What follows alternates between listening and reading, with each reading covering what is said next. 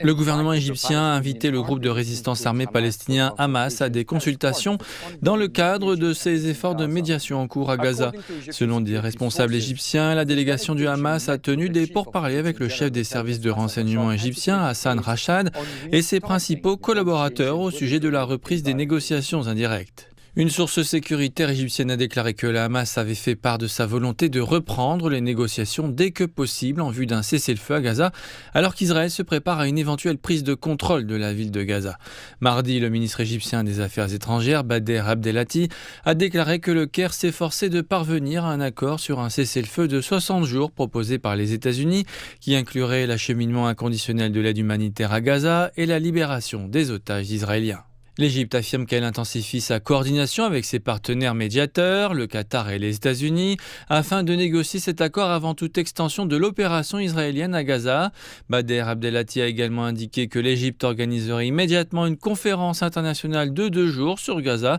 une fois qu'un accord aura été conclu, abordant les questions des arrangements sécuritaires et de la gouvernance, du rôle du secteur privé dans la reconstruction et des mécanismes de financement pour la reconstruction. Les responsables égyptiens ont déclaré qu'un comité composé de 15 Palestiniens indépendants était prêt à gérer une administration transitoire à Gaza pendant une période temporaire de 6 mois, jusqu'à ce que l'autorité palestinienne puisse reprendre le contrôle. Le Caire souligne que toute feuille de route repose sur 2 axes parallèles, tirer parti de la pression exercée par les États-Unis, l'Égypte et le Qatar pour empêcher une prise de contrôle par Israël et obtenir la libération de tous les otages.